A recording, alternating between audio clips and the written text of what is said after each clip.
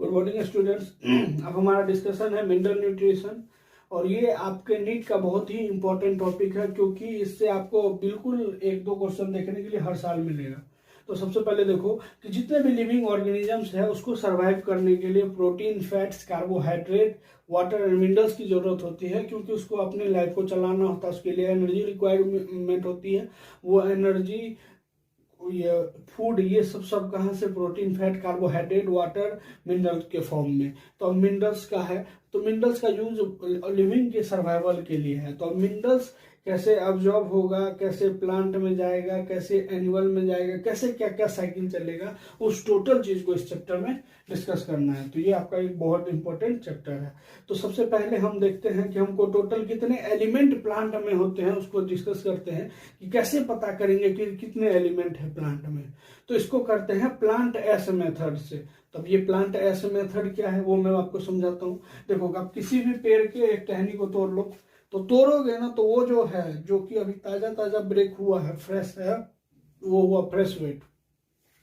फिर उसके पानी को आप सुखा दोगे, पानी को सुखा दोगे तो वो बन जाएगा ड्राई वेट।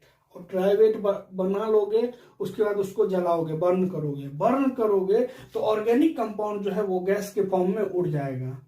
उसके साथ साथ कुछ एलिमेंट भी गैस के फॉर्म में उड़ जाते हैं। कार्बन हो गए, हाइड्रोजन हो गए, ऑक्सीजन हो गए, नाइट्रोजन हो गए, ये भी गैस के फॉर्म में उड़ जाते हैं। अब जो है इनऑर्गेनिक कंपाउंड, मतलब इनऑर्गेनिक कंपाउंड एलिमेंट जो भी है वो राख के फॉर्म में बचता है, राख के फॉर्म में बढ़ता है। तो इन जनरल हम उसी को मिनरल्स बोल देते हैं। और अगर हमको टोटल एलिमेंट्स के बारे में पूछे तो हम इसको ये कह सकते हैं कि इनऑर्गेनिक जो है, जो राख वाला पार्ट है, उसमें क्या है, बस यही एलिमेंट ही है। उसके साथ साथ जो कुछ चार एलिमेंट जो थे, जो गैस के फॉर्म में उड़ गए, उसको भी ऐड कर देंगे तो हमको टोटल एलिमेंट का पता चलेगा कि नहीं पता चलेगा? पता चल जाएगा। क्यों? क्योंकि ये तो इनऑर्गेनिक राख में रह गया, अब बाकी ये जो गैस के फॉर्म में उड़ गया, इसको भी दोनों को हम जोड़ दिए तो टोटल एलिमेंट का हमको पता चल गया। इस तरह हमको टोटल एलिमेंट का पता चल जाता है, जिस उस मेथड को बोलते हैं प्लांट एस मेथड। अब टोटल एलिमेंट लगभग 60 एलिमेंट से भी ज्यादा एलिमेंट है, जिसमें 17 एलिमेंट एसेंशियल एलिमेंट होते हैं। और उस 17 एलिमेंट में कुछ को मैक्रोन्यूट्रिएंट, कुछ को मैक्रोन्यूट्रिएंट्स में डिवाइड किया गया। अब डिवाइड कैसे किया गया ये चीज मैं बताता हूँ, कि इसको फिर एक एक्सपेरिमेंट से समझते हैं। जैसे 1 kg फ्रेश वेट लिया, 1 kg फ्रेश वेट को ड्राई वेट में कन्वर्ट किया, ड्राई वेट में कन्वर्ट किया, और कन्वर्ट करने के बाद जो उसमें जो इनऑर्गेनिक सब्सटेंसेस आए, उसको अलग अलग उसका वेट किया, वेट करने के बाद वो तो ग्राम में आया। उस ग्राम को मॉलिक्यूलर वेट से डिवाइड करके हम मोल्स में कन्वर्ट कर लिए, और मोल्स को फिर हम मिली मोल्स में कन्वर्ट कर लिए। अब इनऑर्गेनिक सब्सटेंस के अलग अलग मिली मोल्स हमारे पास हैं। अब उस इनऑर्गेनिक कंपाउंड में हम ये देखें कि जिसका क्वांटिटी 10 मिली मोल से ज्यादा है तो उसको मैक्रो न्यूट्रिएंट में रख देंगे। जिसका 10 से कम है, 10 मिलीमोल से कम है जिसका कंसंट्रेशन, उसको हम मैक्रो न्यूट्रिएंट्स में रख देंगे। तो इस तरह हमको पता चलेगा। तो अब मैक्रो न्यूट्रिएंट्स टोटल 9 होते हैं, मैक्रो टोटल 8 होते हैं। और ये कैसे देखते हैं मैंने आपको बता दिया कि कौन सा प्रोसीजर फॉलो करते हैं, कैसे ड्राई वेट होता है, कैसे बर्न होता है, फिर क्या हो जाता है, ये सब चीज आपको मैंने टोटल बता दिया। तो माइक्रो में टोटल 8 एलिमेंट, मैक्रो में टोटल 9, टोटल 17 एसेंशियल एलिमेंट हो गया। अब 17 में माइक्रो में ध्यान रखना है, कैसे ध्यान रखना है, एक ट्रिक के थ्रू। कि कल एक बच्चा का जन्म हुआ, कोई रास्ते में एक आदमी आ रहा है जिसको कि मैं बता रहा हूं, फिर कल मनकूब जन्मोनी, फिर कल मनकूब जन्मोनी, ये एक ट्रिक से आप याद रख सकते हो इस माइक्रो न्यूट्रिएंट के 8 एलिमेंट को। अलग अलग सबका ट्रिक होता है, बाकी मैंने इसी से याद किया तो मैंने डायरेक्टली बोल दिया। अब ये मैंने बनाया नहीं है, मुझे भी किसी सर ने बताया था। अब देखो मैक्रो न्यूट्रिएंट्स की बात करते हैं, तो मैक्रो न्यूट्रिएंट्स होता है कैश, कॉफी पी के मगन।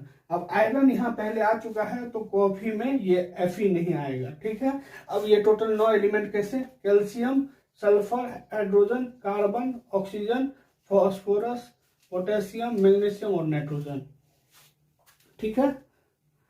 तो इसमें क्या है कि देखो ये जो Ca है, S है, H है, तो टोटल कितने 9 एलिमेंट हो गए, जो कि मैक्रो जिसका की कंसंट्रेशन, जिसका कि मतलब जो क्वांटिटी है 10 मिलीमोल से ज्यादा है, तो उसको मैक्रो में रख दिए।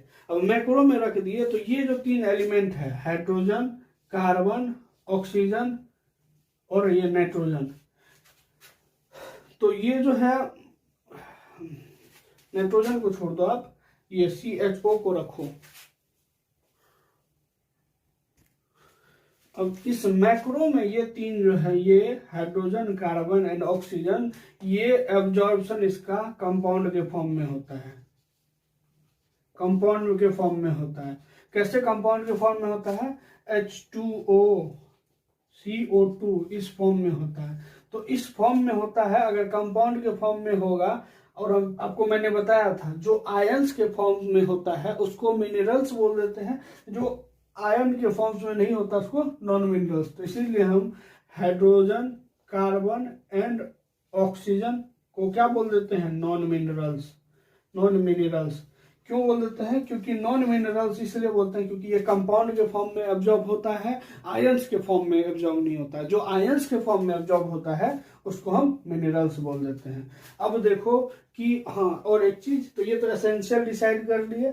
अब एसेंशियल का क्या क्राइटेरिया वो तो आगे डिस्कस करेंगे। देखो, ना सोडियम, कोबाल्ट, सिलिकॉन, सेलेनियम। देखो, सोडियम, कोबाल्ट, सिलिकॉन, सेलेनियम, ये चारों हैं बेनिफिशियल एलिमेंट। बेनिफिशियल एलिमेंट अलग कैटेगरी है क्योंकि ये एसेंशियल नहीं है, इसका होना जरूरी नहीं है। लेकिन अगर ये किसी भी प्लांट में होगा तो उसके कुछ ना कुछ पार्ट को एक्स्ट्रा बेनिफिट प्रोवाइड करेगा। तो इसीलिए इस चारों को हम क्या बोल देते हैं? Beneficial element. ये एसेंशियल नहीं है, ये बेनिफिशियल है, क्योंकि इस चारों एलिमेंट के प्रेजेंट होने के कारण प्लांट को कुछ ना कुछ अलग बेनिफिट मिलेगा। तो इसलिए इसको बोल देते हैं बेनिफिशियल एलिमेंट। और इसको मैंने, देखो, हमारे घर के आसपास एक ट्रेन चलता है जिसको कि कोसी ट्रेन चलता है, और मेरा एग्जाम पटना में 10 बजे है, और 10 बजे पटना में एग्जाम है तो हमको 10 बजे पहुंचना है। लेकिन ये जो कोसी ट्रेन है वो 10:50 में पहुंचाती है। तो मेरा भाई बोलता है मुझे कि नहीं भैया, ये मतलब ना भैया, कोसी से जाना बेनिफिशियल नहीं है, ना कोसी से बेनिफिशियल नहीं है। तो ये हो गया कि कोसी से जाना बेनिफिशियल नहीं है। इस ट्रिक से इसको बेनिफिशियल एलिमेंट को आप याद रख सकते हो। और आपको मैंने बता दिया कि जो कंपाउंड के फॉर्म में एब्जॉर्ब होता है उसको नॉन मिनरल्स बोल देते हैं, जो आयन के फॉर्म में होता है उसको मिनरल बोल देते हैं। अब आता है, आपसे क्वेश्चन पूछा गया है ये एनसीईआरटी में, what are the criteria for the essentiality of element. तो एलिमेंट के एसेंशियलिटी के लिए क्या क्राइटेरिया होना चाहिए एलिमेंट के लिए, जिसको कि आप बोल सको कि ये एसेंशियल एलिमेंट है। उसके लिए क्राइटेरिया है कि वो ग्रोथ एंड रिप्रोडक्शन के लिए नेसेसरी हो। अगर आप उस एलिमेंट की कमी कर दो, जैसे अगर सपोज दैट कोई एलिमेंट एसेंशियल एलिमेंट है, अगर एसेंशियल एलिमेंट है, उस एलिमेंट की कमी अगर आप प्लांट में कर दोगे तो उसमें या तो सीड बनना बंद हो जाएगा, या तो ग्रोथ या रिप्रोडक्शन नहीं होगा। अगर वो एसेंशियल है और वो प्लांट में है तो ग्रोथ रिप्रोडक्शन होगा, लेकिन अगर वो अब्सेंट है तो ग्रोथ एंड रिप्रोडक्शन पे इफेक्ट आ जाएगा। तो ऐसा फर्स्ट क्राइटेरिया में ये आता है कि ऐसा एलिमेंट जो कि ग्रोथ रिप्रोडक्शन के लिए नेसेसरी हो, उसके मतलब अगर हम उसको बाहर निकाल ले तो ग्रोथ एंड रिप्रोडक्शन में कोई ना कोई इफेक्ट आ जाए। तो ये हो गया फर्स्ट क्राइटेरिया। फर्स्ट चीज कैसे मतलब डिसाइड करते हैं। दूसरा, उसका डायरेक्ट यूज हो कोई मेटाबॉलिक रिएक्शन में, मतलब कि कोई उसको, जैसे देखो, डायरेक्ट यूज होगा उसका मेटाबॉलिक रिएक्शन में, उससे क्या होगा।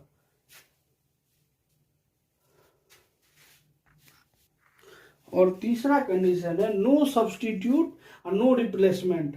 अगर ये है कि अगर आप देखो कि वो एलिमेंट, मतलब वो एलिमेंट का यूज हो रहा है और उस एलिमेंट के कमी से कोई सिम्टम्स आया है, तो अब वही एलिमेंट हम उसमें देंगे ना, तभी वो सिम्टम्स खत्म हो। ये नहीं कि वो डिफिशियंसी डिजीज हुआ, उसके जगह पे हम किसी दूसरे एलिमेंट को डाल दिए तो फिर ये उसका सब्स्टिट्यूट हो गया और उसको रिप्लेस करके दूसरा एलिमेंट डाल दिया, तो इसलिए ये एसेंशियल नहीं हुआ। तो एसेंशियल के लिए है कि उसका कोई रिप्लेसमेंट, अगर जिस एलिमेंट की कमी से जो डिजीज हुआ है उस डिजीज को हटाने के लिए उसी एलिमेंट का यूज करेंगे तभी हो सकता है, उसका कोई सब्स्टिट्यूट नहीं है।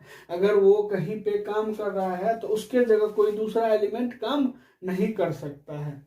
तो 3 कंडीशन है जिससे कि पता चलेगा कि क्या कंडीशन है एसेंशियली क्राइटेरिया, जो कि ग्रोथ एंड रिप्रोडक्शन में नेसेसरी है, रिप्रोडक्शन नेसेसरी है, जो कि डायरेक्ट यूज होता है मेटाबॉलिक रिएक्शन में। मतलब सेल के किसी न किसी एक रिएक्शन में उसका तो डायरेक्ट यूज होना चाहिए, तभी वो एसेंशियल एलिमेंट की कैटेगरी में आएगा। और तीसरा आता है उसका कोई भी सब्स्टिट्यूट, कोई भी रिप्लेसमेंट नहीं होना चाहिए, रिप्लेसमेंट नहीं होना चाहिए, कि ये नहीं कि उसके जगह कोई आ गया और वो हो गया। अब जैसे मान के चलो मैग्नीशियम की डिफिशियंसी से लीफ येलो हो गए। अब लीफ येलो हो गए तो अब मैग्नीशियम की डिफिशियंसी, अब इसके जगह हम कोई और एलिमेंट डाल देंगे, वो इसके फुलफिल को पूरा नहीं कर पाना चाहिए। अगर वो आएगा तो वो Mg ही आ करके इसके कमी को पूरा करेगा। तो ये है 3 क्राइटेरिया। अब एसेंशियलिटी के बाद अब नेक्स्ट डिस्कस करेंगे। अब हमने ये तो डिस्कस कर लिया है एसेंशियलिटी क्राइटेरिया क्या है। अब ये डिस्कस कर रहे हैं कौन कौन से एलिमेंट फुलफिल करता है एसेंशियलिटी क्राइटेरिया को। ये जिस मेथड से हम मतलब पता करते हैं उसको बोलते हैं हाइड्रोपोनिक्स, उस ब्रांच को बोलते हैं हाइड्रोपोनिक्स। देखो इसमें क्या होता है ना कि हम इसको न्यूट्रिएंट सॉल्यूशन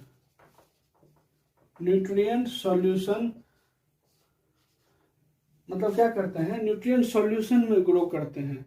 इसमें सॉइल का यूज नहीं करते हैं, तो न्यूट्रिएंट सॉल्यूशन में ग्रो करते हैं। अब इसका क्या प्रोसीजर होता है, सबसे पहले तो एक ट्रांसपेरेंट पोट लेंगे, उसमें जो प्लांट है उस प्लांट को जितने भी न्यूट्रिएंट्स रिक्वायर्ड हैं वो सारे न्यूट्रिएंट्स इस सॉल्यूशन में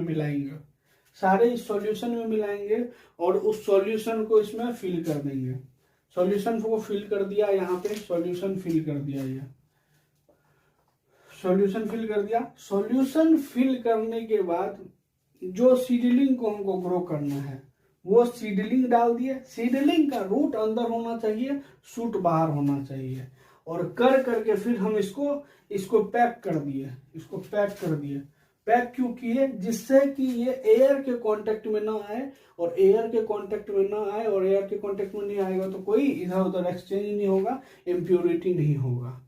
तो अब देखो कि जैसे हम ये तो कर लिए कि सॉल्यूशन दे दिए, सॉल्यूशन में प्लांट लगा दिए। अब इसके साथ साथ कुछ और चीजें रिक्वायर्ड होगी, क्यों, क्योंकि इसका जो रूट करेगा रेस्पिरेशन, और रेस्पिरेशन के लिए एयर को कंज्यूम करेगा, तो एयर की होगी डेफिशिएंसी। तो एयर को बैलेंस करने के लिए एक एयरेशन पाइप इसके अंदर रखा जाता है, जिससे कि हम एयर को बैलेंस रखते हैं। दूसरा चीज हो गया ये। तीसरा चीज हम एक मीडियम वाला फनल रखते हैं। ये टिप जैसे फनल शेप होता है, इसमें मीडियम डालते जाते हैं। अब देखो ये जो प्लांट है जब ग्रोथ करेगा तो ये न्यूट्रिएंट्स को अपने अंदर लेगा, और अपना कुछ एक्सक्रीटरी मटेरियल भी इस सॉइल में डालेगा। तो अब इस चीज को मतलब न्यूट्रिएंट्स की कमी को दूर करने के लिए हम बाहर से मीडियम डालते रहते हैं जिसमें सारा न्यूट्रिएंट्स हो, जिससे कि क्या होता है उस मीडियम वाले न्यूट्रिएंट्स से इस प्लांट को मतलब रेगुलर इंटरवल पे मिलते रहता है, क्योंकि ये तो निकाल लेता तो कमी हो जाता है। इसीलिए हम ये 3 चीज रखते हैं कि कौन कौन सा अब वो फिल करेगा। अब हमको पता करना है कि कौन सा एलिमेंट मतलब एसेंशियली क्राइटेरिया को फुलफिल करता है। अब इस न्यूट्रिएंट सॉल्यूशन में उस एलिमेंट को नहीं मिलाएंगे जिसका हमको चेक करना है, और देखेंगे कि न्यूट्रिएंट सॉल्यूशन में उस एलिमेंट को नहीं मिलाए, और देखें कि प्लांट ग्रोथ में फर्क पड़ रहा है क्या। अगर प्लांट ग्रोथ में कोई फर्क नहीं पड़ रहा है, इसका मतलब वो एसेंशियल नहीं है, नॉन एसेंशियल है। और अगर उस जैसे हम मैग्नीशियम की कमी कर दिए, अब मैग्नीशियम की कमी कर दिए, उससे हमको देखने को मिल गया कि प्लांट का लीफ ग्रीन से येलो हो गया। इसका मतलब उसके ग्रोथ एंड रिप्रोडक्शन पे फर्क पड़ रहा है, और ग्रोथ एंड रिप्रोडक्शन पे फर्क पड़ रहा है, इसका मतलब वो एसेंशियल एलिमेंट है। तो इसको चेक करने का प्रोसीजर हाइड्रोफोनिक्स, और हाइड्रोफोनिक्स में क्या होता है, एक ट्यूब मतलब एक ये बकेट लेते हैं जो कि ट्रांसपेरेंट होता है, उसके अंदर न्यूट्रिएंट सॉल्यूशन डालते हैं। न्यूट्रिएंट सॉल्यूशन ऐसे सारे न्यूट्रिएंट्स होते हैं जो कि प्लांट को रिक्वायर्ड हैं, ठीक है। उसके लिए प्रॉपर एयरेशन पाइप लगाया जाता है, मीडियम एयरेशन पाइप, क्योंकि वो रेस्पिरेशन करके मतलब उसको एयर की जरूरत होती है, तो वो एयर बैलेंस करने के लिए एयरेशन पाइप। और उसमें जो भी सॉल्यूशन से न्यूट्रिएंट्स निकालते रहते हैं, प्लांट को एब्जॉर्ब करते रहते हैं, तो उसको बैलेंस रखने के लिए मीडियम हम डालते रहते हैं। अब हमको जिसका चेक करना है कि वो एसेंशियल है नहीं है, उस एलिमेंट को नहीं मिला है, देखिए ग्रोथ एंड रिप्रोडक्शन पे उसको उसका फर्क पड़ रहा है, इसका मतलब वो एसेंशियल था, वो नहीं है, तो ग्रोथ एंड रिप्रोडक्शन डिफेक्ट हो गया। अगर वो नॉन एसेंशियल है, इसका मतलब वो नहीं भी है, तो भी ग्रोथ एंड रिप्रोडक्शन पे कोई फर्क नहीं पड़ेगा। तो ये तो हो गया, मतलब इस क्राइटेरिया से हमको पता चलेगा कौन सा मतलब क्राइटेरिया को फुलफिल करता है, एसेंशियलिटी को क्राइटेरिया को। देखो इस एसेंशियलिटी से तो एक चीज का तो पता चला, एसेंशियलिटी क्राइटेरिया। हाइड्रोपोनिक्स से तो एसेंशियलिटी क्राइटेरिया को पता चला, कैसे पता चला पूरा प्रोसीजर मैंने बता दिया। उसके साथ साथ इसमें डिफिशियंसी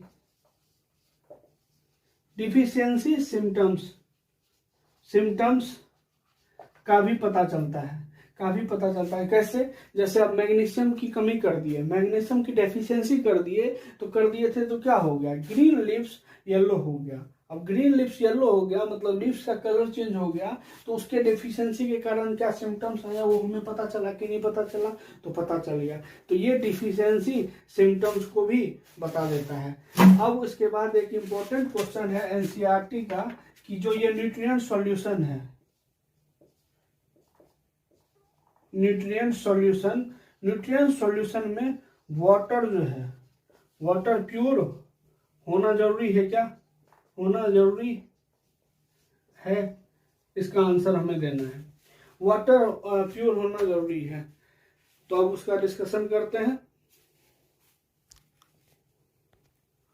अब देखो न्यूट्रिएंट सॉल्यूशन में अगर वाटर प्योर हम नहीं मिलाएंगे, अब न्यूट्रिएंट सॉल्यूशन में जो हम मिलाते हैं वाटर प्योर मिलाते हैं, ये सब बात ध्यान रखना, क्योंकि न्यूट्रिएंट्स में अगर वाटर इम्प्योर अगर हम मिलाएंगे, अरे देखो ना मीडियम इसमें न्यूट्रिएंट सॉल्यूशन में बस ऐसा तो थोड़ी ना है कि सॉल्यूशन उसमें तो वाटर मिक्स करके सॉल्यूशन बना हुआ, सॉल्यूशन जो है वहाँ मतलब वाटर ऐड है, और वाटर जो ऐड करते हैं इसमें प्योर वाटर यूज ऐड करते हैं। और प्योर वाटर होना जरूरी क्यों है, अगर देखो प्योर वाटर नहीं होगा, सपोज दैट इम्प्योर वाटर हो गया, इम्प्योर वाटर के कारण प्लांट में कोई इन्फेक्शन हो गया, तो इन्फेक्शन होने के कारण प्रॉपर ग्रोथ नहीं हो पाएगा, प्लांट का रिप्रोडक्शन नहीं हो पाएगा प्रॉपर।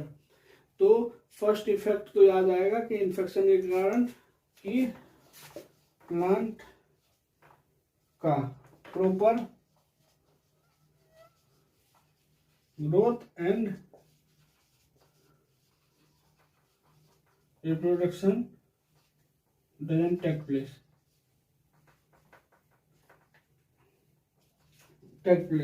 दूसरा क्या होगा, दूसरा होगा कि हम एसेंशियलिटी का पता करने में प्रॉब्लम आएगी।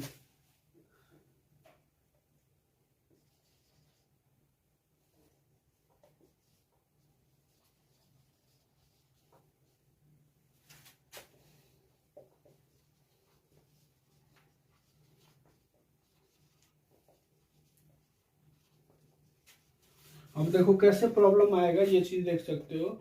जैसे सपोज दैट आयरन आयरन नहीं, आप आयोडीन ले लो, आयोडीन एक एलिमेंट है, हम आयोडीन की कमी कर दिए। अब आयोडीन की कमी किए तो हम सोचेंगे कि उसका कोई इफेक्ट आएगा नहीं आएगा। अब उसमें वाटर जो मिला है वो इम्प्योर मिला दिए, अब आयोडीन की कमी के कारण तो कुछ इफेक्ट नहीं हुआ, तो इम्प्यूरिटी वाटर इम्प्यूरिटी के कारण इफेक्ट हो गया। तो वाटर इम्प्योरिटी के कारण जब इफेक्ट हो गया तो उसका ग्रोथ एंड रिप्रोडक्शन पे फर्क पड़ गया। तो मतलब आयोडीन तो था नॉन एसेंशियल, क्योंकि उसके कारण ग्रोथ एंड रिप्रोडक्शन पे कोई फर्क नहीं पड़ रहा था। लेकिन इम्प्योरिटी जो मिला दिए, उस मतलब इम्प्योरिटी जो था जिसके कारण कि उसके ग्रोथ एंड रिप्रोडक्शन में फर्क पड़ा, तो हम तो सोचेंगे कि आयोडीन जो था वो एसेंशियल था, क्योंकि उसके नहीं रहने से ग्रोथ एंड रिप्रोडक्शन में फर्क पड़ गया। लेकिन आयोडीन क्या है रियल में? Non essential. तो इसी तरह हमको मतलब वाटर प्योर होना चाहिए, क्योंकि प्लांट एंड ग्रोथ का रिप्रोडक्शन भी होगा। क्यों होगा? क्योंकि प्रॉपर इसलिए होगा क्योंकि अगर इम्प्योर दे दिए तो इन्फेक्शन वगैरह हो जाएगा, तो प्लांट ग्रोथ नहीं हो पाएगा। और दूसरा, एसेंशियल कैसे है पता हम नहीं कर पाएंगे, कौन एसेंशियल है कौन नहीं है, क्योंकि जो एसेंशियल नहीं है वो भी लगेगा एसेंशियल है, क्योंकि जो आयोडीन की कमी से नहीं, वो प्लांट ये वाटर में इम्प्योरिटी के कारण हो गया। तो हमें तो लग रहा है कि आयोडीन नहीं मिला है उसके कारण से सिम्टम्स आया, लेकिन ये उसके कारण तो आया नहीं, इम्प्योरिटी के कारण आया। तो हमें जो भी लगेगा वो गलत लगेगा। तो इसीलिए ये चीज के लिए वाटर प्योर होना चाहिए। सॉल्यूशन में वाटर तो क्या होना चाहिए? प्योर। अब वाटर प्योर अब आगे डिस्कस करते हैं। देखो, अब इस हाइड्रोपोनिक्स का यूज जो है, हाइड्रोपोनिक्स का यूज क्रॉपिंग मेथड में किया जाता है। क्रॉपिंग मेथड मतलब ऐसा कोई, जैसे छत पे मतलब रूफ पे, जैसे हुआ कि जहाँ पे सॉइल नहीं है बस सनलाइट है, तो वहां पे भी हम ये कर सकते हैं। तो इसका पहले एग्जांपल ध्यान रख लो कि इससे डेवलप किया जाए, मतलब सीडलेस कुकुम्बर, लेटिस से इसका सैलेड बनता है, इसके लीफ से सैलेड बनता है, ये याद रखना। उसके बाद टोमेटो, ये 3 चीज को इससे मतलब किया हुआ है, ग्रो किया हुआ है। अब देखो कैसे यूज करते हैं। इसके लिए तो एक हॉज होता है, ठीक है। हॉज पे थोड़े थोड़े डिस्टेंस पे हम ये प्लांट लगाते हैं, थोड़े थोड़े डिस्टेंस पे प्लांट लगाते हैं। और इसमें मीडियम होता है। और ये मीडियम से कनेक्टेड एक यहाँ मोटर होता है, इसमें भी मीडियम होता है। तो अब मीडियम होता है, ये मीडियम यहाँ से आते रहता है और इस मोटर के थ्रू ये सर्कुलेट होते रहता है। तो ये इसी मेथड से होते से ये क्या हो रहा है, न्यूट्रिएंट्स का साइक्लिक प्रोसेस चल रहा है। तो साइक्लिक प्रोसेस चल रहा है, तो बस आपको इतना सा ध्यान रखना है, हाइड्रोपोनिक्स का यूज रख के मतलब क्रॉपिंग मेथड, हाइड्रोपोनिक्स का यूज करके क्रॉपिंग मेथड से प्लांट वो किए जाते हैं। जैसे कहाँ पे, जहाँ पे बस सनलाइट है, जैसे छत पे बस सनलाइट है, तो वहां पे और क्या क्या डेवलप किया जा चुका है, सीडलेस ककम्बर, लेट्यूस, उसके बाद टोमेटो, ये 3 चीज डेवलप किया जा चुका है। अब देखो फंक्शन के बेस पर हम इसको डिवाइड करते हैं 4 पार्ट्स में। मतलब इसमें जैसे एलिमेंट जो है एसेंशियल एलिमेंट, उसको हम फंक्शन के बेस पे 4 पार्ट्स में डिवाइड करते हैं। एक तो जो कि बायोमोलिक्यूल फॉर्मेशन में वो करता है, जो पार्टिसिपेट करता है बायोमोलिक्यूल फॉर्मेशन में, उसका एग्जांपल है carbon, hydrogen, oxygen and nitrogen. तो जो बायोमोलिक्यूल फॉर्मेशन में हेल्प करता है वो है कार्बन, हाइड्रोजन, ऑक्सीजन, नाइट्रोजन। क्योंकि आप जानते हो जितने भी कार्बोहाइड्रेट्स हैं, फैट्स है, प्रोटीन्स है, सब में composition carbon, nitrogen, oxygen, hydrogen इन्हीं चीजों का मिलेगा। अब दूसरा मतलब हमारा मतलब वो है दूसरा type, energy related chemical compound, मतलब जो कि एनर्जी रिलेटेड से है। अब जैसे क्लोरोफिल में Mg होता है, वो मतलब एनर्जी मतलब रिलीज से रिलेटेड है, ठीक है। और एटीपी में फॉस्फोरस। तो ये दोनों चीज आप ध्यान रखना ना कि एनर्जी रिलेटेड केमिकल कंपाउंड से रिलेटेड क्या है, क्लोरोफिल में मैग्नीशियम और एटीपी में फॉस्फोरस। उसके बाद कुछ ऐसे हैं कि जो एंजाइम को एक्टिवेट करते हैं, तो एंजाइम एक्टिवेटर जैसे नाइट्रोजिनेज में हो गया molybdenum, rubisco PEPCase magnesium, and carbonic anhydrase और एल्कोहलिक डिहाइड्रोजिनेज जिसको कि Zn+2। और चौथा है type which alter the osmotic pressure, जो ऑस्मोटिक प्रेशर अल्टर कर पाता है, तो वो है पोटेशियम और क्लोरीन। अब ये टोटल चीज है। अब इसके बाद हम डिस्कस करेंगे मतलब कंसंट्रेशन वाला टर्म। देखो अब है क्रिटिकल कंसंट्रेशन। क्रिटिकल कंसंट्रेशन किसको बोलते हैं? Minimum required concentration. Minimum required concentration, अगर इससे कंसंट्रेशन कम होगा तो ग्रोथ विल बी रिटार्ड, मतलब ग्रोथ डिक्रीज हो जाएगा। तो उस कंसंट्रेशन को क्या बोल देंगे, क्रिटिकल कंसंट्रेशन। जैसे कोई एक कंसंट्रेशन, एक स्पेसिफिक टर्म दिए किसी कंसंट्रेशन को, इतना कंसंट्रेशन तो होना चाहिए, अगर इस कंसंट्रेशन से कम हुआ तो ग्रोथ पे फर्क पड़ जाएगा, और ग्रोथ पे फर्क हो गया तो उस कंसंट्रेशन को हम क्या बोलेंगे, क्रिटिकल कंसंट्रेशन।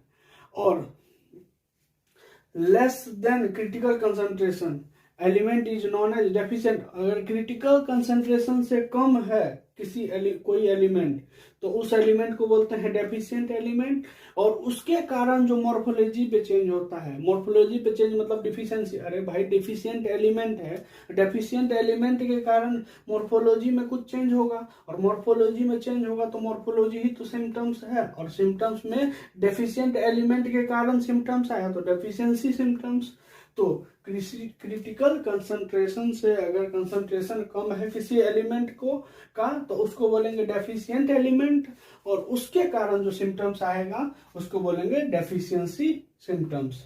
अब देखो क्या होता है ना कि प्लांट जो होता है सेनेसेंस, मतलब सेनेसेंस ओल्ड पार्ट का मतलब टूटना, ओल्ड पार्ट जो है वो टूटता है। तो ओल्ड पार्ट्स में जो न्यूट्रिशन है वो न्यूट्रिशन और न्यूट्रिएंट्स को वो न्यू पार्ट में भेज देता है, क्योंकि उसको टूटना है, वो टूट जाएगा सारे न्यूट्रिएंट्स को लेकर के, तो न्यू पार्ट में नहीं भेज पाएगा। ये न्यूट्रिशन नहीं, न्यूट्रिएंट है, न्यूट्रिएंट है। तो क्या करेगा, ये टूटने से पहले न्यूट्रिएंट्स को न्यू पार्ट में मतलब यंग पार्ट में भेज देगा।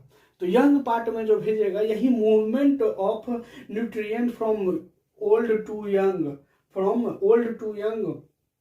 Is known as mobility of element. उसको क्या बोल देंगे, मोबिलिटी ऑफ एलिमेंट। और जो मोबिलिटी ऑफ एलिमेंट है उसको बोल देंगे मोबाइल एलिमेंट। मोबाइल एलिमेंट का नाम याद रखो NPKSMG। अब देखो सल्फर के लिए मोबाइल मतलब एक 11th और 12th चैप्टर, एक में है मोबाइल लिखा हुआ, एक में है इमोबाइल।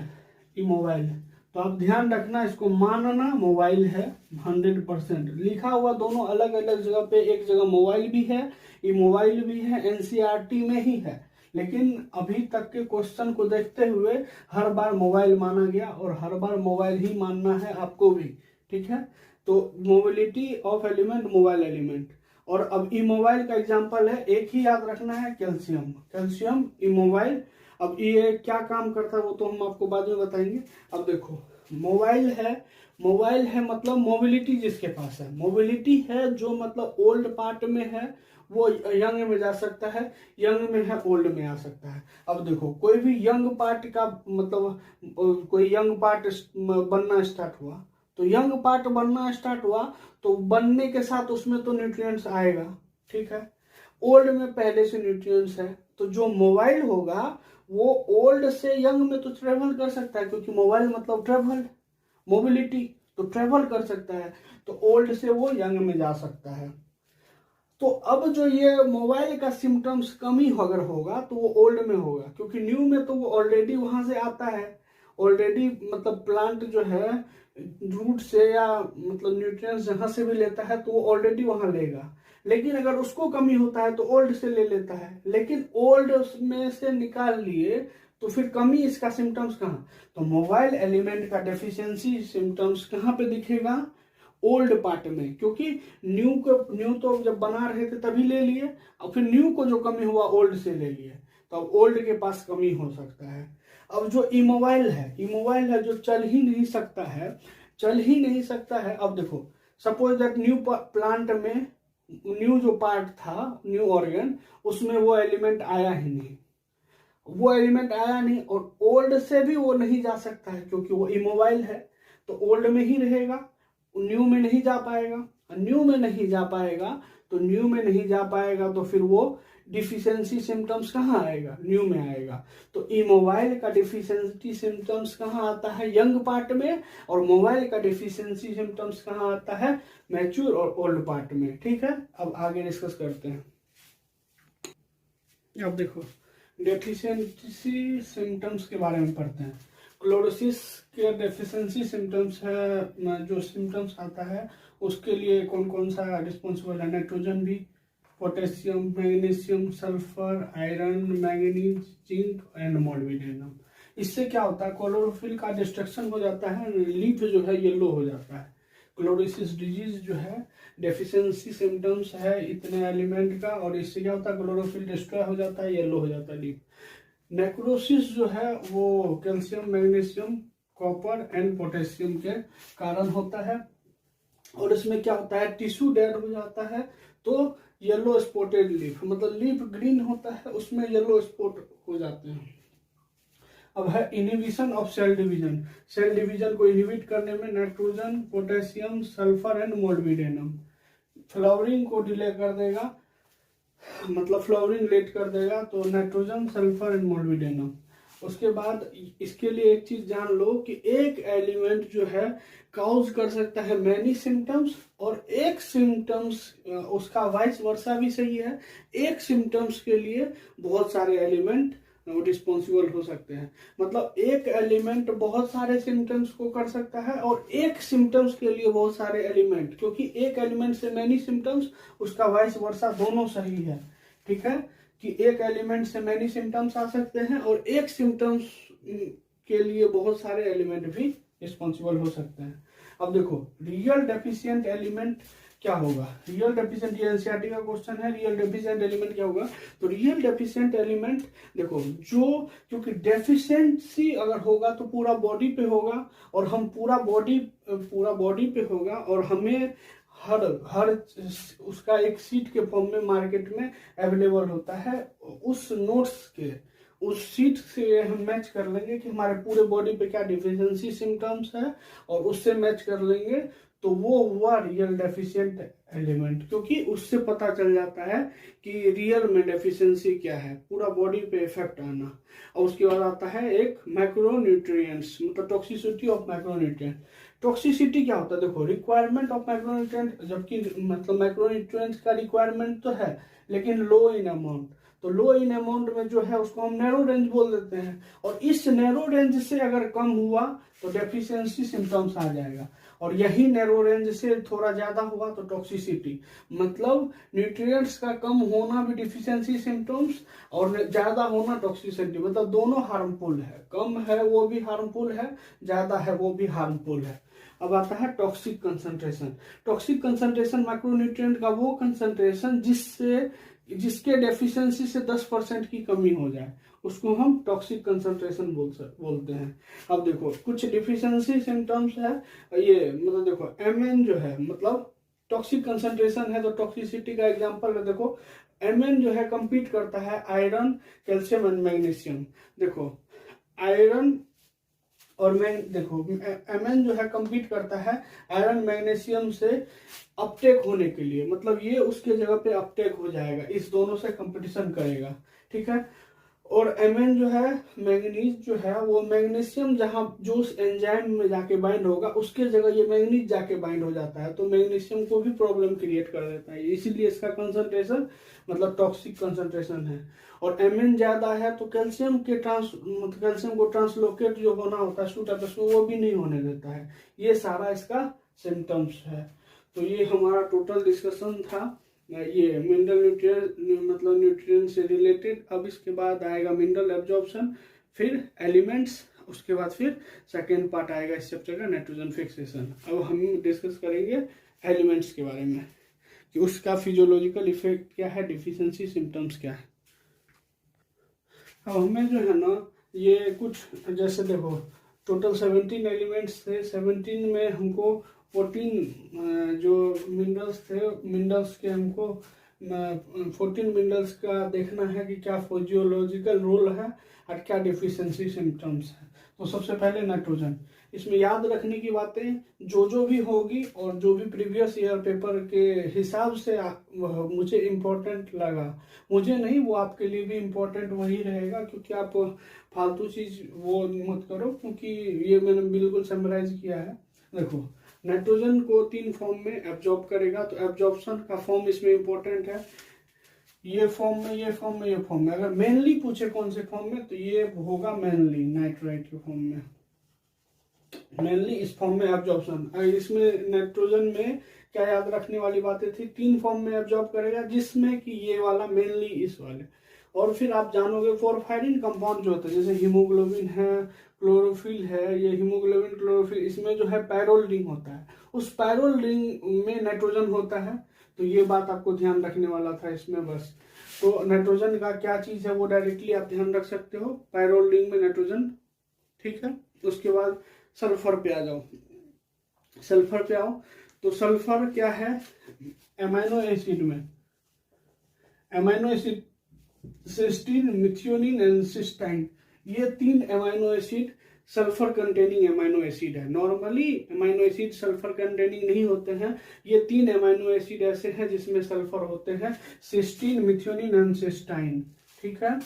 उसके बाद अब ये main constituent of coenzyme, coenzyme का मेन कॉन्स्टिट्यूएंट होते हैं, जैसे विटामिन है, विटामिन में हो गया थायोमीन, थायोमीन, बायोटीन, कोएंजाइम ए, इन सब का मेन कॉन्स्टिट्यूएंट है सल्फर, ठीक है। और सल्फर के लिए ये ऑयल सिंथेसिस प्लांट में मिलता है, तो ये बात आप ध्यान रखना। ये और ये इसमें जो इंपॉर्टेंट चीज जहां से आपको क्वेश्चन मिलेगा वो मैं आपको बता रहा हूँ, ठीक है।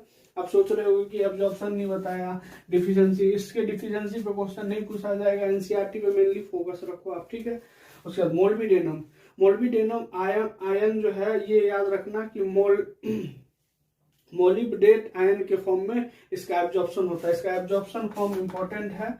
और ये कौन कौन से एंजाइम में, एक तो नाइट्रोजन जीनेज और नाइट्रोजन मतलब नाइट्रेट मतलब रिडक्टेज में, ये आपको मैंने बताया था वहां एक्टिवेट करता है एंजाइम को मोल्बिडेनम, तो ये दोनों ध्यान रखना। और ये विप टेल ऑफ कॉलीफ्लावर, देखो विप टेल ऑफ कॉलीफ्लावर क्या होता है कि जो फ्लावर्स है ना वो मतलब स्टिक पे थोड़े थोड़े डिस्टेंस में लगते हैं, थोड़े थोड़े डिस्टेंस में लगते हैं, और थोड़े थोड़े मतलब इडिवल पार्ट जो है स्टिक पे थोड़े थोड़े डिस्टेंस में लगेंगे। और डिस्टेंस में लगने से क्या होता है वो मतलब किसी भी एनिमल के टेल जैसा दिखता है, तो इसीलिए हम उसको नाम दे दिए विप टेल ऑफ कॉलीफ्लावर। इसमें तीनों चीज याद रखना है, एब्जॉर्प्शन, उसके बाद ये नाइट्रोजन और नाइट्रोजन रिडक्टेज और whip tail of cauliflower, deficiency symptoms, ये तीनों चीज ध्यान रखना है। अब फॉस्फोरस के बारे में देखते हैं। फॉस्फोरस को 2 फॉर्म में एब्जॉर्ब किया जाता है, ये दोनों याद रखना है, इस फॉर्म में और इस फॉर्म में एब्जॉर्ब किया जाता है, ये याद रखना है। और इसके रिगार्डिंग एनसीईआरटी का एक पॉइंट है और एक क्वेश्चन है वो मैं डिस्कस करूंगा अभी।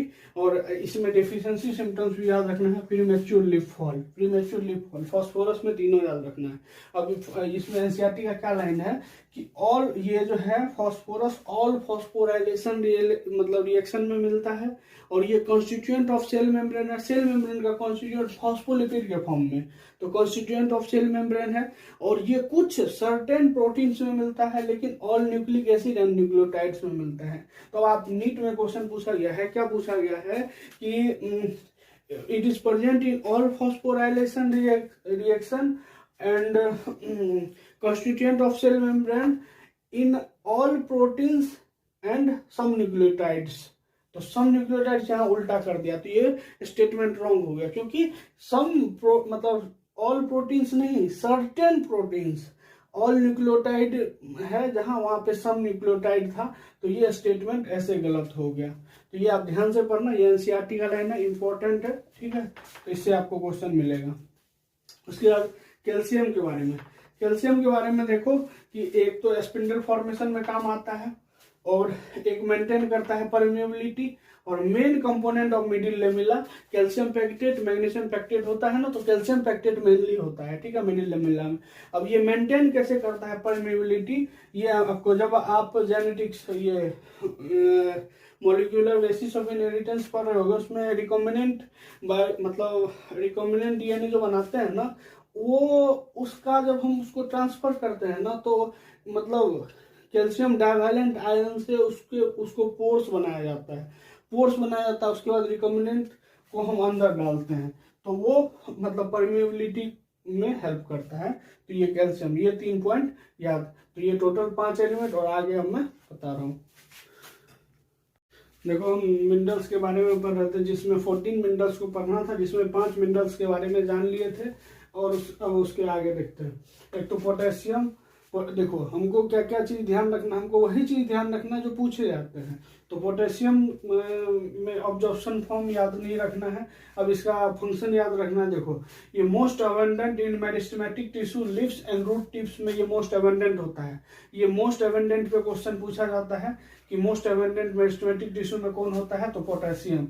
अगर एक्टिविटी सबसे ज्यादा किसका होता है, तो वो होगा कैल्शियम का। तो ये भी इंपॉर्टेंट क्वेश्चन है कि एक्टिविटी सबसे ज्यादा किसका होगा, कैल्शियम का। लेकिन मोस्ट एबंडेंट कौन होगा, पोटेशियम। और ये एस्टोमेटल ओपनिंग क्लोजिंग में हेल्प करता है, ये एस्टोमेटल मूवमेंट में हेल्प करता है। तो ये भी इंपॉर्टेंट है, इससे भी क्वेश्चन पूछा जाता है। ये सब सारे इंपॉर्टेंट पॉइंट हैं। और सोडियम और क्लोरीन के साथ मिलकर ये कैटाइनिक एनाइनिक बैलेंस को मेंटेन करता है। और ये पोटेशियम जो है मतलब सॉल्यूट कंसंट्रेशन को बढ़ा देता है, सॉल्यूट कंसंट्रेशन को बढ़ा देता है तो सॉल्यूशन हाइपोटोनिक हो जाता है। और हाइपोटोनिक होने के कारण वाटर का मूवमेंट हो जाता है, और वाटर का मूवमेंट होने के कारण सेल टर्जिट हो जाता है। तो ये टर्जिडिटी में हेल्प करता है। तो ये चीज ऐसे ध्यान। और अब इसमें दो डिजीज तो एक तो नेक्रोसिस और एक मोल्टेड क्लोरोसिस। और ये मैंने आपको बताया था, नेक्रोसिस भी मैंने बताया है, क्लोरोसिस भी बताया है कि क्या हो जाता है, लीफ येलो हो जाता है। अब ये मोल्टेड क्लोरोसिस जो है इसका क्या होता है, इसका वेनलेट्स जो है, वेनलेट्स में मतलब डिफेक्ट के कारण छोटे छोटे येलो स्पॉट्स बन जाते हैं, तो इसको बोल देते हैं मोल्टेड क्लोरोसिस। तो ये दोनों डिजीज ध्यान रखना है किसके रिगार्डिंग, पोटेशियम। अब उसके बाद आता है मैग्नीशियम। मैग्नीशियम का एब्जॉर्प्शन फॉर्म है, मैग्नीशियम +2 के फॉर्म में ऑब्जॉर्ब होगा। अब ये क्या है, क्लोरोफिल। आप जानते होंगे कि क्लोरोफिल का ये कंस्टिट्यूएंट होता है, क्लोरोफिल का जो रिंग स्ट्रक्चर होता है उसका ये कंस्टिट्यूएंट है मैग्नीशियम। और ये मेंटेन करता है राइबोसोम्स का स्ट्रक्चर। राइबोसोम स्ट्रक्चर क्या, लार्जर सब यूनिट एंड स्मॉलर सब यूनिट, स्मॉलर सब यूनिट दोनों को मिला करके ये करता है। उसके बाद अगर हम मैंगनीज की बात करें तो मैंगनीज आपको याद हो तो हेल्प इन वाटर स्प्लिटिंग, मतलब वाटर स्प्लिट जो कराता है फोटो सिस्टम सेकेंड, उसमें जो इलेक्ट्रॉन ट्रांसफर होता है वो इलेक्ट्रॉन ट्रांसफर जो करवाता है वाटर से, ये Mn ही करवाता है। तो Mn का एब्जॉर्प्शन फॉर्म ही है Mn+2, और ये वाटर स्प्लिटिंग में हेल्प करता है। और फोटो सिस्टम सेकेंड को इलेक्ट्रॉन दिलाता है किससे, वाटर से। ठीक है, वाटर स्प्लिटिंग में ये तीन और भी काम करते हैं, Mn, क्लोरीन और Ca। ठीक है, ये ध्यान रख लेना। अब इसके कारण जो डिजीज होता है, डिफिशियंसी सिम्टम्स है, एक तो क्लोरोसिस, क्लोरोसिस में येलोइंग ऑफ लीफ होता है तो वही है क्लोरोसिस। और एक है ग्रे स्पाइक ऑफ ओट। ये ग्रे स्पाइक ऑफ स्पाइकलेट जो है ग्रेमली फैमिली में होता है। ये ग्रेमली फैमिली को कॉमनली इसको जाई बोलते हैं नॉर्मल गांव के भाषा में। तो ये ग्रे कलर का हो जाता है स्पाइक, तो इसलिए बोल देते हैं ग्रे स्पाइक ऑफ ओट। ठीक है, तो ये हो गया। उसके बाद आयरन, आयरन अब्जॉर्ब जो होगा +3 के फॉर्म में, +3, और मतलब इसको बोलते हैं फेरिक आयन, फेरिक आयन के फॉर्म में। तो ये सबसे बहुत इंपॉर्टेंट है। ये देखो, ये ऑक्सीडाइज और कैटेलाइज और ऑक्सीडेज एंड नाइट्रोजिनेज, ये इंपॉर्टेंट है। Essential for synthesis of chlorophyll, ये इंपॉर्टेंट, सबसे इंपॉर्टेंट लाइन ये इसलिए क्योंकि ये सिंथेसिस ऑफ क्लोरोफिल में तो हेल्प करता है, एसेंशियल है, लेकिन ये कोई कॉन्स्टिट्यूएंट नहीं है इसका, मतलब क्लोरोफिल का ये कोई कंस्टिट्यूएंट नहीं है, लेकिन ये एसेंशियल है क्लोरोफिल के सिंथेसिस के लिए। और ये रिवर्सिबली ऑक्सीडाइजेबल होता है, Fe+2 से Fe+3 में ये जाता है। ये जाएगा तो इलेक्ट्रॉन दूसरे को देगा, फिर Fe3 में जाएगा, और Fe3 में जाने के बाद फिर इसको कोई इलेक्ट्रॉन देगा, Fe2 में आ जाएगा। तो ये रिवर्सिबली ऑक्सीडाइजेबल। इसके तरह एक और होता है रिवर्सिबली ऑक्सीडाइजेबल, वो होता है कॉपर। बस डिफरेंस इतना है, ये Fe+2 से +3 में जा रहा है, और कॉपर +1 से +2 में जाता है, वो भी रिवर्सिबली ऑक्सीडाइजेबल है। और ये जो है important constituent of protein involvement transfer of electron like ferredoxin and cytochrome और फेरोडॉक्सिन को electron transport, are reversibly oxidizable है तो इलेक्ट्रॉन को ट्रांसपोर्ट कहाँ, फेरोडॉक्सिन साइटोक्रोम इन्हीं सब जगह पे करता है। ठीक है, तो ये हो गया ये 4। अब इसके बाद अब बाकी को डिस्कस करते हैं। अब देखो बोरॉन का हमको देखना है एब्जॉर्प्शन, बोरॉन का एब्जॉर्प्शन देखना है। बोरॉन का एब्जॉर्प्शन 2 फॉर्म में होता है, ये दोनों याद रखना है। एक तो BO3-3 एंड B4O7-2, और ये जो है पॉलन जर्मिनेशन में हेल्प करता है। जैसे पोलन जर्मिनेशन को इनिशिएट कर देगा, इनिशिएट करने का काम बोरोन करता है। उसके बाद क्या करता है, ये वैसा माइक्रोन्यूट्रिएंट जो किसी भी एंजाइम के एक्टिवेशन से रिलेटेड नहीं है। तो बोरोन के बारे में क्या है, बोरोन 2 फॉर्म में एब्जॉर्ब होता है, ये दोनों फॉर्म ध्यान रखना है पोलन जर्मिनेशन में, और ये कोई भी एंजाइम एक्टिवेशन से एसोसिएट नहीं होता है। अब ये क्या होता है, स्टॉट एक्सिस डिजीज कॉज करता है ब्राउन हार्ट और बीट डिजीज। बीट को तो आप जानते हो चुकंदर, ऐसा क्या होता है कि सेंट्रल पार्ट, मतलब बाकी तो बीट टू रेड होता है, लेकिन इसका सेंट्रल पार्ट जो है ब्राउन हो जाता है, ब्राउन हो जाता है, और इसीलिए उस डिजीज को कहा जाता है ब्राउन हार्ट डिजीज। हार्ट क्यों यूज किया, क्योंकि उसका सेंट्रल पार्ट ब्राउन हो जाता है चुकंदर का, ठीक है। और स्टॉट एक्सिस, जैसे फूड जो है ना इस एक्सिस में स्टोर होकर के वो फूड स्टोर होने के कारण वो फूल जाता है, तो वो फूलने के कारण जो एक्सिस होता है उसको स्टॉट एक्सिस बोल देते हैं, स्वेलिंग ऑफ एक्सिस। तो और ये बात ध्यान रखना, बोरोन अकेले काम नहीं करता है, बोरोन जो है कैल्शियम, बोरोन और सुगर तीनों मिल के काम करता है। अब आप देखोगे बोरोन है कहीं कैल्शियम नहीं है, तो फिर बोरोन अकेला मतलब काम नहीं कर पाएगा। अब देखो जेडन +2 फॉर्म में अब्जॉर्ब होगा, और जेडन एक्टिवेट करता है कार्बोक्सिलेज, अल्कोहल डिहाइड्रोजिनेज, कार्बोक्सीपेप्टिडेज। उसके बाद ये सिंथेसिस करता है ग्रोथ हार्मोन का इंडोल एसिटिक एसिड। और जो ये ग्रोथ हार्मोन है, अगर ये ग्रोथ हार्मोन अगर कम हुआ, कम होने के कारण ग्रोथ नहीं होगा तो लिटिल लीफ हो जाएगा, लिटिल लीफ डिजीज। और क्लोरोसिस के बारे में आप जानते ही हो। उसके बाद सेकेंड आता है कॉपर के बारे में क्या ध्यान रखना है, सबसे पहले तो ये रिवर्सिबली ऑक्सीडाइजेबल है, रिवर्सिबली ऑक्सीडाइजेबल। ये कॉपर +1 से कॉपर +2 में जाएगा, कॉपर +2 में जाएगा, कॉपर +1 से कॉपर +2 में जाएगा। और ये विटामिन सी एस्कॉर्बिक एसिड का कंस्टिट्यूएंट होता है, और ये कंस्टिट्यूएंट होता है प्लास्टोसाइनिन और साइटोक्रोम A से लेके A3 तक। और इसके कारण डिजीज होता है डायबैक डिजीज। डायबैक डिजीज क्या है, यंग पार्ट्स का, यंग ऑर्गन्स का डेथ होना, डायबैक डिजीज। उसके बाद एक्जेंथीमा क्या होता है, इसका बार्क जो है वो ब्रेक हो जाता है, बार्क ब्रेक होगा तो ब्रेक होने के कारण लिक्विड बाहर आने लगेगा, और लिक्विड बाहर आने लगेगा तो एक्सेस लिक्विड लॉस होगा, एक्सेस लिक्विड लॉस के कारण जो डिजीज होता है उसको बोलते हैं एक्जेंथीमा ऑफ ट्रीज। उसके बाद आता है क्लोरीन जो है ये इसका 2 काम, एक तो है कैटायन एनायन बैलेंस में हेल्प करेगा, दूसरा वाटर स्प्लिटिंग में magnesium, chlorine and calcium, manganese तो मैग्नीज सबसे ज्यादा यूज होता है, और क्लोरीन भी यूज होता है, तो वाटर स्प्लिटिंग में हेल्प करता है। अब है नाइट्रोजिनेज, ये निकेल क्या है, एक्टिवेटर ऑफ एंजाइम यूरिएज। जैसे प्लांट जो है, प्लांट में जो यूरिया आती है ना, उस यूरिया को ब्रेक डाउन करने के लिए ये एक्टिवेटर का एंजाइम जो होता है उसका एक्टिवेटर होता है निकेल। तो ये आपका 14 मिनरल्स, उसका पूरा फंक्शन जो आपको पेपर में पूछा जाता है उसके बेस्ड है बिल्कुल, ठीक है। अब कुछ एक्स्ट्रा पॉइंट डिस्कस करना है। एक्स्ट्रा पॉइंट में क्या है, देखो ये 6 एलिमेंट जो है, ये 6 एलिमेंट है protoplasmic element, CHONPS, carbon, hydrogen, oxygen, nitrogen, phosphorus and sulphur, ये है प्रोटोप्लाज्मिक एलिमेंट। अगर हम बॉडी मास में देखें मैक्सिमम कौन कौन एलिमेंट होते हैं, तो carbon, hydrogen, oxygen, nitrogen, phosphorus and calcium, ठीक है, ध्यान रखना। उसके बाद जो बॉडी का फ्रेम होता है, बॉडी का फ्रेम कौन बनाता है, स्केलेटन और मसल्स। स्केलेटन और मसल्स में सबसे ज्यादा कौन होते हैं, कार्बन, हाइड्रोजन एंड ऑक्सीजन, इसीलिए इसको बॉडी के फ्रेमवर्क बनाने में मैक्सिमम यूज किया जाता है, और बॉडी के फ्रेम में सबसे ज्यादा ये होते हैं। अब सोयल में कमी किसकी होती है, तो नाइट्रोजन, फास्फोरस एंड पोटेशियम की हमेशा सोयल में कमी होती है, इसीलिए जो हम फर्टिलाइजर यूज करते हैं उसमें नाइट्रोजन, फास्फोरस एंड पोटेशियम वाला यूज करते हैं।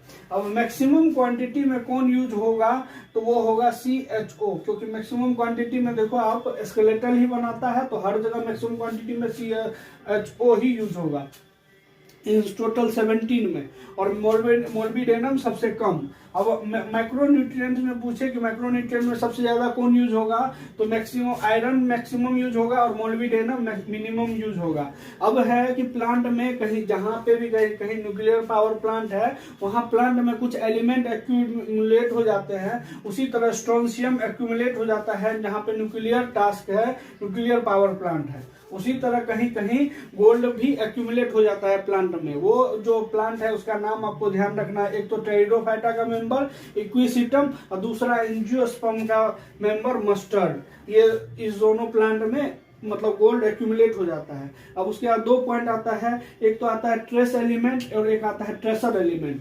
ट्रेस एलिमेंट है माइक्रोन्यूट्रिएंट मतलब माइन्यूट जो कम होता है, माइक्रोन्यूट्रिएंट्स को ट्रेस जो कम है तो उसको माइक्रो 10 मिलीमोल से कम है ट्रेस एलिमेंट है।